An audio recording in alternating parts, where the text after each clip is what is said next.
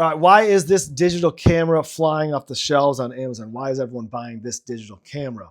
So I have the answers, and I'm going to share them with you in this video. So first thing I want to do, to turn it on, I'm going to press this button right here. Hold that down. And there we go. It's turning on. And it's on.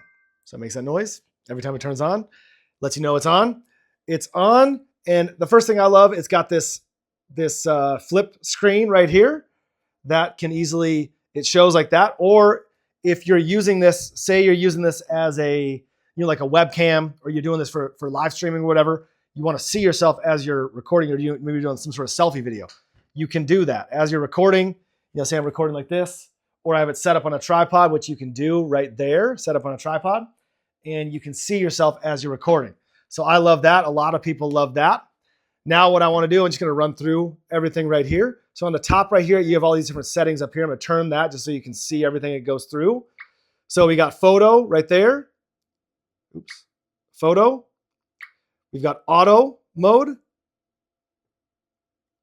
We've got timer mode. Burst mode. Video mode. Slow motion. You got lapse mode. You got loop. You got video and photo mode. We got photo mode. We got auto. We're back to auto. So from here, I want to go into, let's do the zoom. It has 18x digital zoom. So I'm just going to show you really quick, as you can see, just the zoom, just from doing it right here.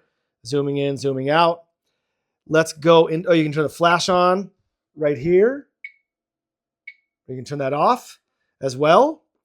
Let's go into the display just to show you the difference. Where you can show it the screen without any of the stuff. Press it again, it shuts it off. Press it again, it goes back to the regular mode. Now let's go into menu.